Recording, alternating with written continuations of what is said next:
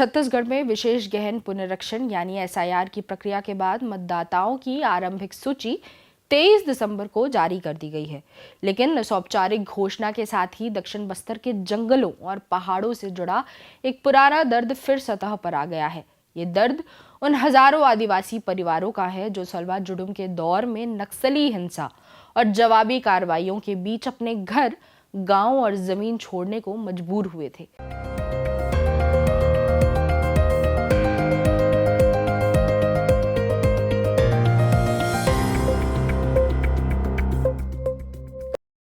ITSA Hospital, on a mission towards a healthy world. Our 350-bed hospital with 3 dedicated wings, multi-specialty, pediatrics और wellness. यहाँ मिलता है world class treatment, health care, hospitality और harmony का perfect blend और central India का सबसे बड़ा पीडियाट्रिक हॉस्पिटल। गेट और हैंड ट्रेनिंग के लिए cutting edge robotic physiotherapy and rehab. We are here to change the way you feel about hospitals. It's a hospital near Ambuja mall, Raipur. जरूरी बात में आपका स्वागत है। सलवा जुडुम के खत्म होने के वर्षों बाद बस्तर के हालात भले ही कुछ बदले हों, लेकिन विस्थापन की ये पीड़ा आज भी जिंदा है। अब इन आदिवासियों के सामने एक नया संकट खड़ा हो गया है जो हथियारों से नहीं बल्कि कागजी प्रक्रियाओं से जुड़ा है। आशंका जताई जा रही है कि एसआईआर की मौजूदा समय सीमा के कारण सलवा जुडुम से विस्थापित बड़ी संख्या में आदिवासियों का नाम मतदाता सूची से हट सकता है। दरअसल वर्ष 2004-05 में शुरू हुए सलवा जुडुम अभियान ने दक्षिण बस्तर की सामाजिक संरचना को गहराई से प्रभावित किया था। बीजापुर, दंतेवाड़ा और सुकमा जिलों के सैकड़ों गांव उस दौर में या तो पूरी तरह खाली हो गए या फिर आंशिक रूप से उजड़ गए। नक्सली हिंसा, सुरक्षा बलों की कार्रवाई और आपसी अविश्वास के माहौल में आदिवासी आबादी सबसे ज्यादा पिसी।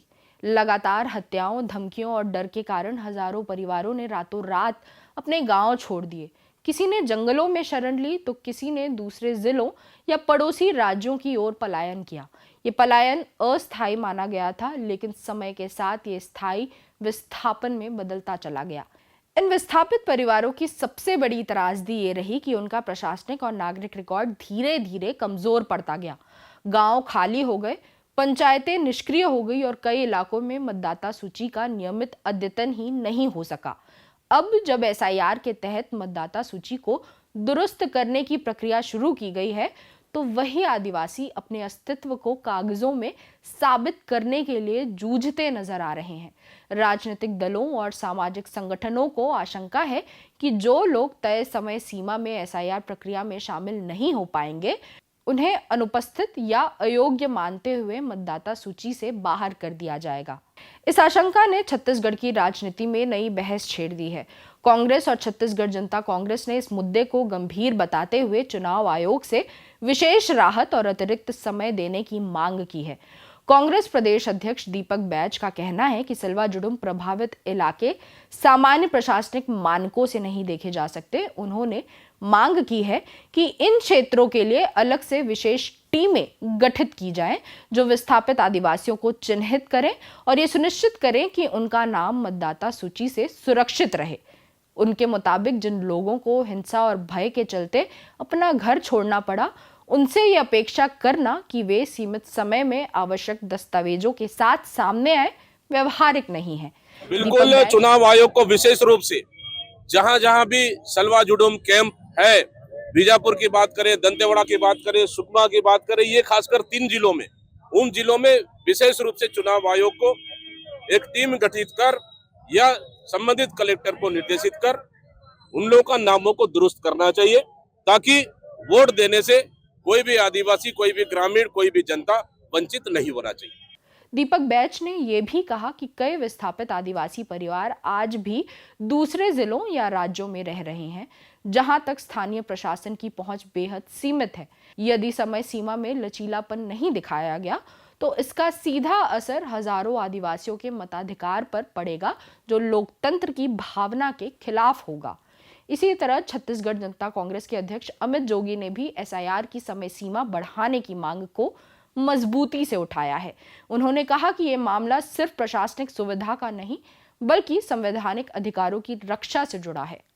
अमित जोगी के अनुसार मताधिकार नागरिक का मूल लोकतांत्रिक अधिकार है, जो इसे किसी तकनीकी या प्रक्रियागत बाधा के कारण छीनना स्वीकार्य नहीं हो सकता। उन्होंने चेतावनी दी कि यदि विस्थापित आदिवासियों के नाम सूची से हटते हैं तो ये राज्य के लोकतांत्रिक ढांचे पर गंभीर सवाल खड़े करेगा। बस्तर में विशेष परिस्थितियां हैं, खासकर जब यहाँ प्रदेश में सलवा जुलूम चलाया गया था तो बहुत बड़ी तादाद में यहाँ के लोगों ने पलायन किया था। अब वो वापस भी आ गए हैं, कई लोग नहीं आए हैं। ऐसी कई सारी विशेष परिस्थितियां हैं जो केवल इस क्षेत्र पे और दक्षिण बस्तर पर, विशेष बीजापुर, सुकमा और दंतेवाड़ा जिलों पर लागू होती है। और वहां जो प्रक्रिया अभी चल रही है उसको इंडेफिनिटली अभी बढ़ाने का मुझे लगता है कि निर्णय लेना पड़ेगा।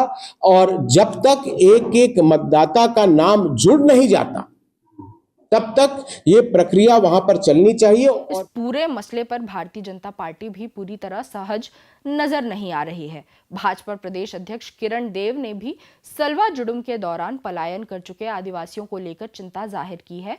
उन्होंने कहा कि ये सुनिश्चित किया जाना चाहिए कि कोई भी वास्तविक मतदाता अपने अधिकार से वंचित न हो। नहीं, इस विषय को मैंने रखा है और निश्चित रूप से अभी वो कैंप में रहे हैं लंबे समय से, वो कैंप में अभी भी रहेंगे या गांव जाएंगे, ये अभी उस पर ही बातचीत चल रही है। मैं इस पर पूरी जानकारी लेके फिर इस पर विषय पर और ज्यादा कुछ बोल सकूंगा।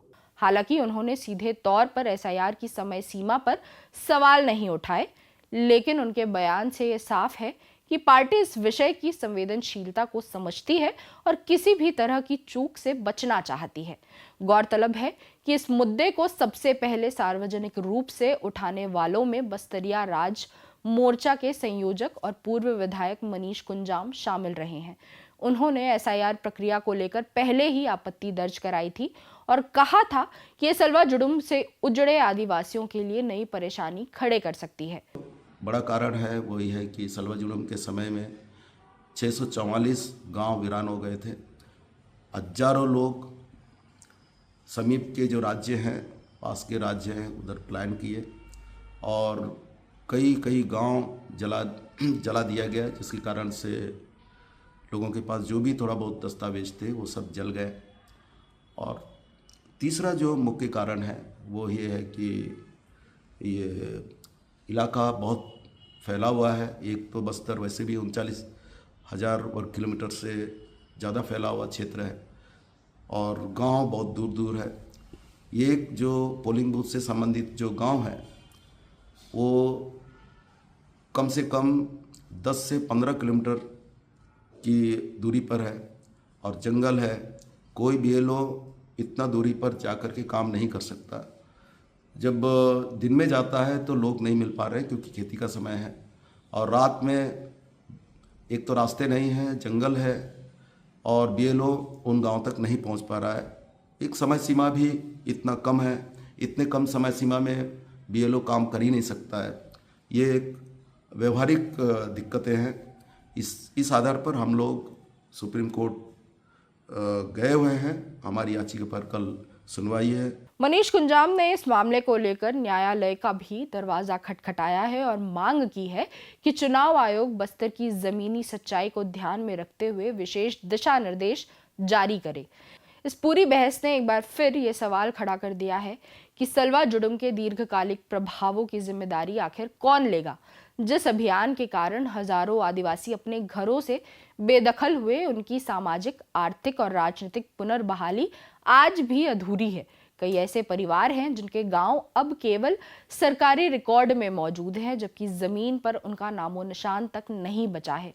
अब जब मतदाता सूची से नाम कटने की आशंका सामने आई है तो ये संकट और गहरा होता दिख रहा है। अब सबकी नजर चुनाव आयोग के अगले कदम पर टिकी है। ये देखना अहम होगा कि आयोग एसआईआर प्रक्रिया में राहत देकर समय सीमा बढ़ाता है या नहीं, और क्या विस्थापित आदिवासियों तक पहुंचने के लिए कोई विशेष व्यवस्था की जाती है। ये फैसला तय करेगा कि सलवा जुडुम से उजड़े लोग केवल इतिहास का हिस्सा बनकर रह जाएंगे या लोकतंत्र में उनकी आवाज और पहचान को आज भी महत्व दिया जाएगा। जरूरी बात में फिर किसी बात पर होगी बात।